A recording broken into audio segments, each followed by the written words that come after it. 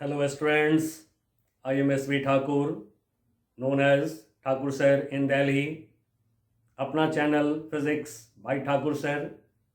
कैसे हैं बच्चों? आपने पिछले लेक्चर से दरमियान कई तरह के लेमिना के सेंटर ऑफ मास का कोऑर्डिनेट्स निकालना सीखा। अब हम लोग एक बॉडी में से कुछ पोर्शन को काट के अलग करने के बाद जो रिमेनिंग पोर्शन होंगे, जो बचे हुए पोर्शन होंगे, उसके सेंटर ऑफ मास निकालने का तरीका और एग्जाम्पल लेने जा रहे हैं। यही हमारा टॉपिक है, position of centre of mass of remaining portion of a lamina. बच्चों, जब एक बॉडी को डिफरेंट पार्ट्स में आप डिवाइड करें तो उनके मासेस निकाल लें। पहले जो पार्ट्स हैं उनके मास निकाल लें और होल बॉडी को, ओरिजिनल बॉडी को उन मासेस से बना हुआ मान लीजिए, यानी कि उन पार्ट्स से बना हुआ पूरे बॉडी को मान लेंगे और सुविधा के लिए जो ओरिजिनल बॉडी होगा उसके सेंटर ऑफ मास पर ओरिजिन ले लेंगे, तो बहुत आसानी से जो है रिमेनिंग पोर्शन के सेंटर ऑफ मास का कोऑर्डिनेट्स निकल जाते हैं।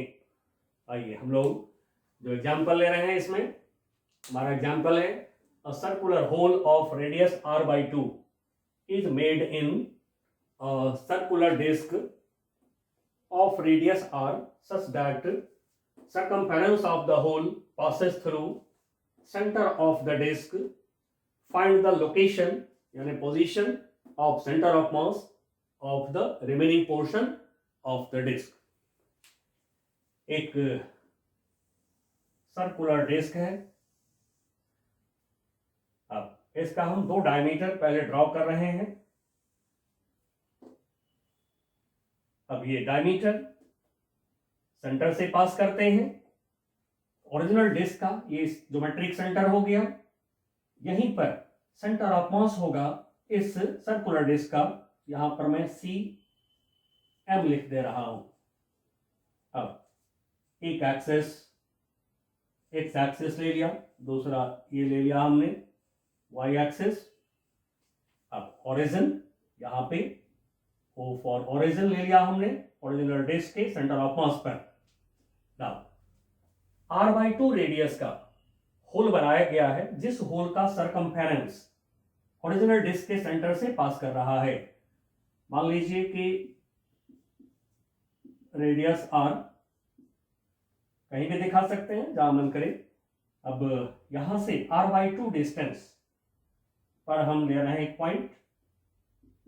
ये डिस्टेंस r/2 डिस्टेंस पर एक पॉइंट लिया।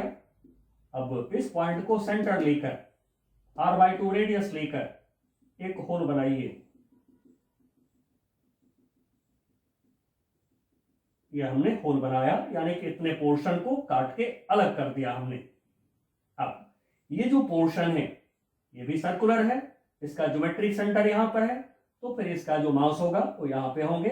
मान लेते हैं पूरे जो होल वाली जो कट पोर्शन है, कटा हुआ पोर्शन है, इसका मास है m1 और ये कहां पर होगा? ज्योमेट्रिक सेंटर पर सेंटर ऑफ मास यहां पर होंगे। यहां पर C1 लिख दे रहा हूं। C1 centre of mass cut portion का, जो पोर्शन काट के अलग किए हैं। अब ये जो होल डिस्क है इसका मास कुछ सपोज कर लीजिए। मान लीजिए कि होल डिस्क का mass, let mass of the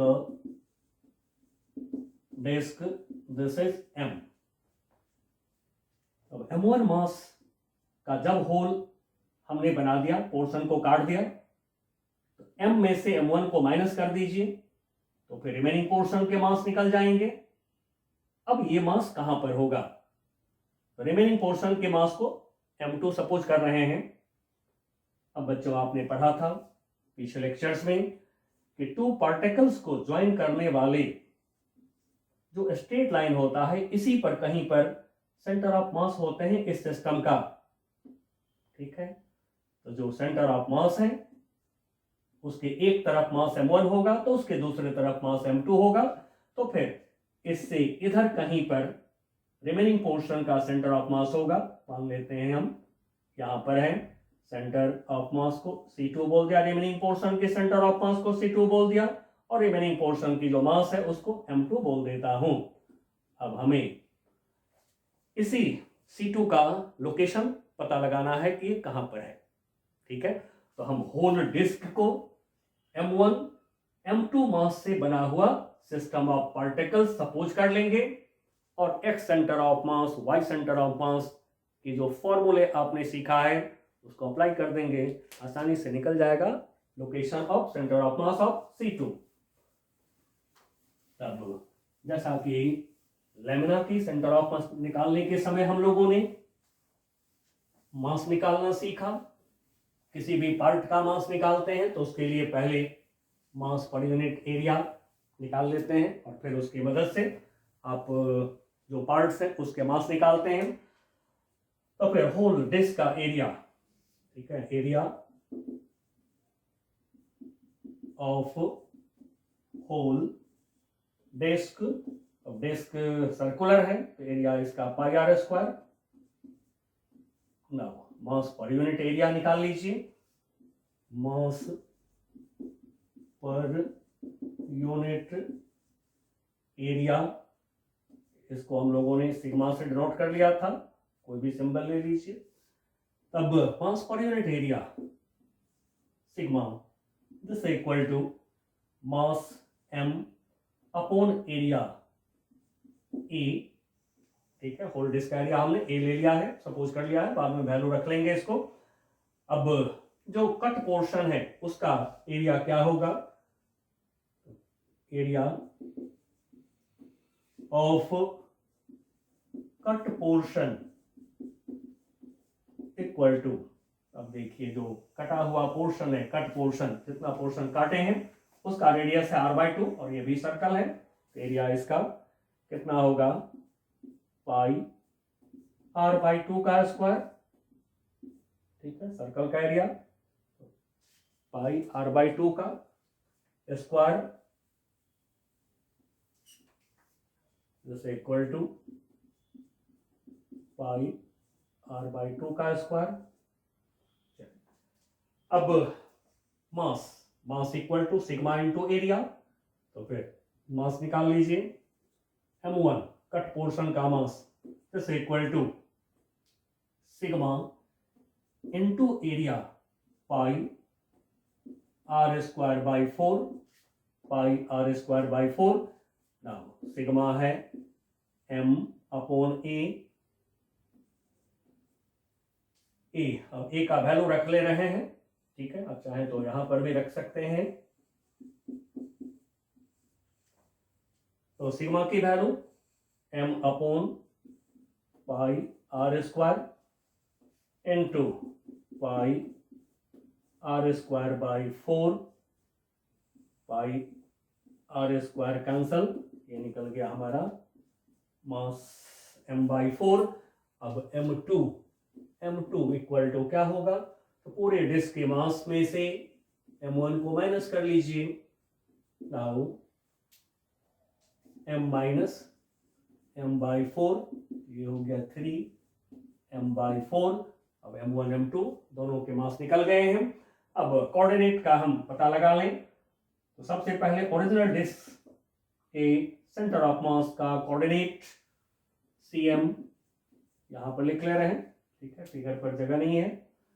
now इसका कोऑर्डिनेट 0,0, C1 का कोऑर्डिनेट यहां लिख रहे हैं। देखिए एक्स एक्सिस पर लेंथ जैसा कि देख रहे हैं r/2 है, r/2, y एक्सिस पर कोई लेंथ नहीं, यहाँ पर एक्स एक्सिस पर पॉइंट है तो y एक्सिस पर कोई लेंथ नहीं, एंड सो 0। नाउ C2 का कोऑर्डिनेट हमें पता नहीं है, तो C2 के x कोऑर्डिनेट, ठीक है, हम इसको x2 सपोज कर ले रहे हैं।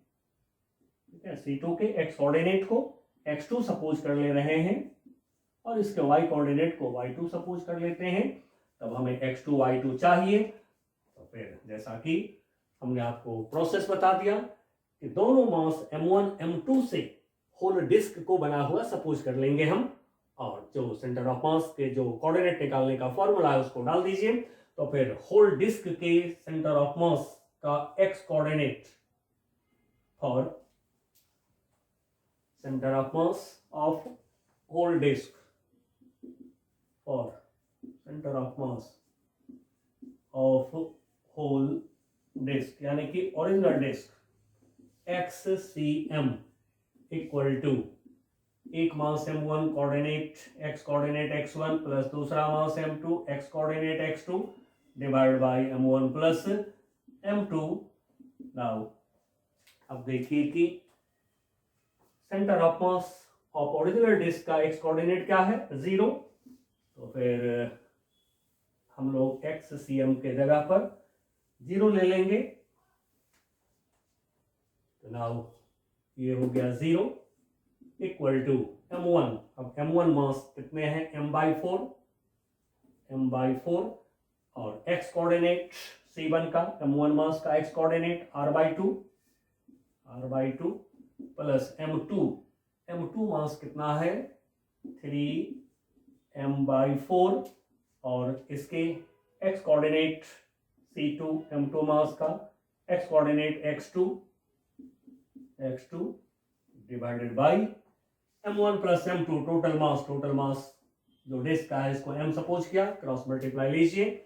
तो फिर ये हो गया m/4 into r/2 plus 3m/4 x2 cross multiply लिया इक्वल टू 0।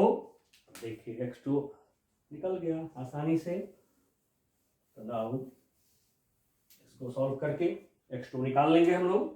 तो m/4 into r/2 equal to minus 3m/4 x2। Now m/4 इधर कैंसल, अब क्रॉस मल्टीप्लाई लीजिए। ये हो गया 6 minus 6x2 equal to r। Therefore x2 equal to minus r/6, यानी कि यहां से r/6 डिस्टेंस पर c2 है, यानी कि रिमेनिंग पोर्शन की सेंटर ऑफ मास का x कोऑर्डिनेट आ गया हमारे पास। अब देखिए y कोऑर्डिनेट जो निकालेंगे हम लोग। तो y coordinate y centre of मास 0 है, m1 y1 m2 y2 divide by m1 plus m2। अब ये 0 y1 0 एंड सो y2 भी 0 आ जाएंगे। तो इस वैल्यू रखकर देखें तो भी ऐसे भी आपको दिख रहा है y2 इज इक्वल टू 0। तब देखिए बच्चों जो रिमेनिंग पोर्शन है, इस रिमेनिंग पोर्शन का हमें सेंटर ऑफ मास का लोकेशन मिल गया। Hence cm center of mass of remaining portion, जिसको हम लोगों ने c2 सपोज कर रखा है, is at point x coordinate minus r/6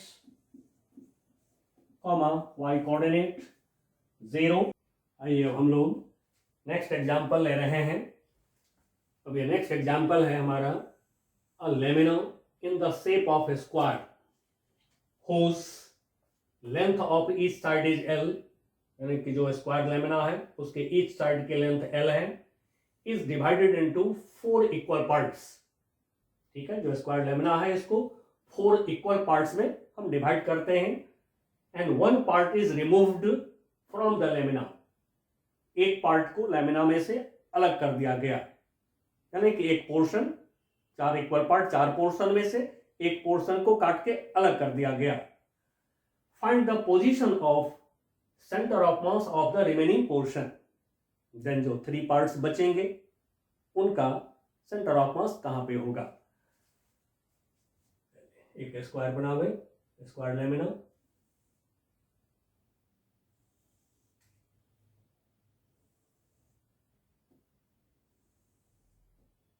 इसके ईच साइड की लेंथ L है। अब इसको 4 इक्वल पार्ट्स में डिवाइड कर रहे हैं। चलिए इस साइड का परपेंडिकुलर बाइसेक्टर, फिर इस साइड का परपेंडिकुलर बाइसेक्टर ड्रॉ कर दीजिए। 4 इक्वल पार्ट्स बन जाएंगे।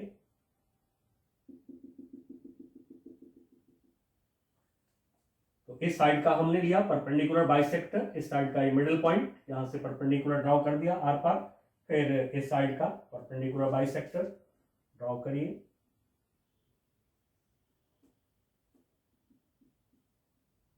अब जैसा कि आपने पिछले लेक्चर्स के दरमियान पढ़ा कि स्क्वायर का जो ज्योमेट्रिक सेंटर है, जहां पर डायगोनल्स इंटरसेक्ट करते हैं, वहीं पर ज्योमेट्रिक सेंटर होते हैं। साथ में हम लोगों ने ये भी पढ़ा कि जो स्क्वायर के साइड्स होते हैं, इसका जो परपेंडिकुलर बाइसेक्टर होता है, ये स्क्वायर के ज्योमेट्रिक सेंटर से पास करता है। तब देखिए 4 स्क्वायर्स हो गए हमारे पास में, 4 इक्वल पार्ट्स हो गए। अब इसमें से एक पार्ट को हमने अलग कर दिया, कोई भी एक पार्ट मान लीजिए अलग कर दिया। चलिए जिस पार्ट को हमने अलग किया, थोड़ा सा मैं इसको पहचानने के लिए सेट कर रहा हूं। ठीक है, मैंने मान लिया कि इस पार्ट को हमने अलग कर दिया, ये पोर्शन रिमूव्ड, इसको हमने हटाया। ठीक है, अब जैसा कि हमारा टारगेट होगा, इसका मास पता लगाइए, फिर जो रिमेनिंग पोर्शन है उसका मास पता लगाइए। चलिए तो सबसे पहले जो स्क्वायर है इसका एरिया और मास सपोज कर लेते हैं। लेट मास ऑफ लैमिना, यानी कि जो स्क्वायर लैमिना है, is m and its area is a। और जैसा कि स्क्वायर है तो area a equal to L square हो जाएंगे। नाउ मास पर यूनिट लेंथ, मास पर यूनिट एरिया, मास पर unit area of the lamina sigma equal to mass upon area L square, mass upon area. अब वन स्मॉल पार्ट जो हो गया, इसका लेंथ क्या होगा, L/2। ठीक है, ये L है, ये L/2, ये L/2 हो गया। तो फिर इसका एरिया मान लेते हैं A1, इसके एरिया को A1 मान लेते हैं। This equal to L/2 square, because ये भी स्क्वायर है, L स्क्वायर बाई 4। अब इसका मास M1 मान लेते हैं। This is sigma into A1। Now sigma है m upon L square, A1 A1 L square by 4। Now L square cancel, equal to m/4। अब हम चाहें तो डायरेक्ट भी इसका मास m/4 ले सकते हैं। ठीक है, अब रिमेनिंग पोर्शन का मास m2 मान लेते हैं। This is total mass of lamina minus m1, तो फिर m minus m/4, this equal to 3m/4। अब m1 m2 दोनों मास से बना हुआ हम इस पूरे लैमिना को सपोज करेंगे। अब बच्चों लेते हैं हम एक्सेस, ये ले रहे हैं x एक्सेस, ये ले लिया हमने y एक्सेस। अब ओरिजिन, यहां पर ओरिजिनल जो स्क्वायर है इसकी सेंटर ऑफ मास, इसके ज्योमेट्रिक सेंटर पर, इसको लोकेट करने के लिए आप चाहें तो ऐसे डायगोनल को भी ऐसे ड्रॉ कर सकते हैं। डायगोनल की इंटरसेक्शन पॉइंट यहां पर मिलेगा। अब ये ओरिजिनल लैमिना की सेंटर ऑफ मास यहां पर मैं CM लिख रहा हूं, और साथ में ओरिजिन यहां पर हो गया। अब हम इसके सेंटर ऑफ मास का लोकेशन जानना चाह रहे हैं। ठीक है, ये डायगोनल ड्रॉ कर रहा हूं मैं इसका, एक डायगोनल, दूसरी डायगोनल ये ड्रॉ कर दें। यहाँ पे आ जाएगा सेंटर ऑफ मास इस पोर्शन का, इसको C1 से डिनोट कर रहे हैं। मास यहां पर m1 मान लेते हैं, मास इज m1, इस पोर्शन का मास m1, इस पोर्शन का सेंटर ऑफ मास c1। ठीक है, अब देखिए जरा गौर से, मास m1 ये है होल प्लेट का सेंटर ऑफ मास, तो डेफिनेटली इसी लाइन पर कहीं ना कहीं centre of mass of remaining portion होना चाहिए C2 मास M2। तो जो रिमेनिंग पोर्शन होंगे, ये पोर्शन, इतने बड़े पोर्शन को काट के हटाया हमने, ये कट पोर्शन हो गया, उसके बाद रिमेनिंग पोर्शन हमारा बच गया ये वाला, तो फिर इसके सेंटर ऑफ मास इसी लाइन पर कहीं होगा, क्योंकि जैसा कि आप पढ़े हुए हैं, एक मास m1 दूसरी मास m2 जब होते हैं, तो फिर सिस्टम ऑफ मास की जो सेंटर ऑफ मास होता है इसी लाइन पे होते हैं, जिस लाइन पर टू मासेस होते हैं, टू पार्टिकल्स होते हैं। तो फिर एक पार्टिकल के तरह एक mass m1, centre of mass and so इसी लाइन पर कहीं ना कहीं हमारा रिमेनिंग पोर्शन का सेंटर ऑफ मास C2 होगा। तब हमें C2 का पता लगाना है, तब कोऑर्डिनेट्स का पता लगा लीजिए। कोऑर्डिनेट्स जो है m1 m2 और जो CM है ओरिजिनल डिस्क के centre of mass, original lamina की सेंटर ऑफ मास। तब सबसे पहले CM ओरिजिनल जो बॉडी है स्क्वायर की, CM इसका सेंटर ऑफ मास का जो कोऑर्डिनेट 0,0। अब C1 का कोऑर्डिनेट यहाँ पर मैं लिख रहा हूँ। चलिए यहाँ से परपेंडिकुलर ड्रॉ करते हैं, ड्रॉ किया। नाउ अब ये परपेंडिकुलर इस साइड को बाइसेक्ट करेगा। ठीक है, अब ये लेंथ है कितना, L/2, तो फिर ये लेंथ हमारा हो जाएगा L/4, कॉमा फिर यहाँ से परपेंडिकुलर y एक्सिस पर ले लें, ले लिया y एक्सिस पर परपेंडिकुलर। देखिए ये लेंथ L/2 होगा। ठीक है, L/2 होगा ये लेंथ, L/2। तो फिर ये लेंथ हमारा कितना होगा, L/4। अब C2 का हमें नहीं पता है कोऑर्डिनेट्स, तो इसका कोऑर्डिनेट यहीं पर मैं लिख दे रहा हूं x2, y2। तो यहीं x2 y2 हमें पता लगाना है। अब हम m1 m2 से पूरे स्क्वायर को बना हुआ सपोज करके और यूज कर देंगे होल प्लेट का, होल लेमिना की सेंटर ऑफ मास का x coordinate xCM equal to m1 x1 plus m2 x2 upon m1 plus m2। अब होल लेमिना की सेंटर ऑफ मास ओरिजिन पर, ठीक है, x कोऑर्डिनेट इसका 0।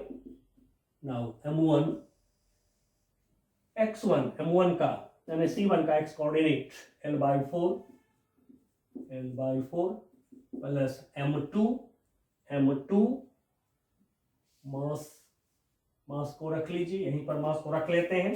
m1 का मास m/4, m2 का वैल्यू 3 m/4, x2 मालूम नहीं, छोड़ दिया। अब देखिए क्रॉस मल्टीप्लाई होगा m1 प्लस m2 से, इधर 0 एंड सो 0 हो जाएंगे। Now m/4 into L/4 equal to मैं इसको इधर ला रहा हूं -3 m/4 x2। अब देखिए यहां से m cancel, 4 cancel. Now cross multiply ले लें, ये हो गया 12x2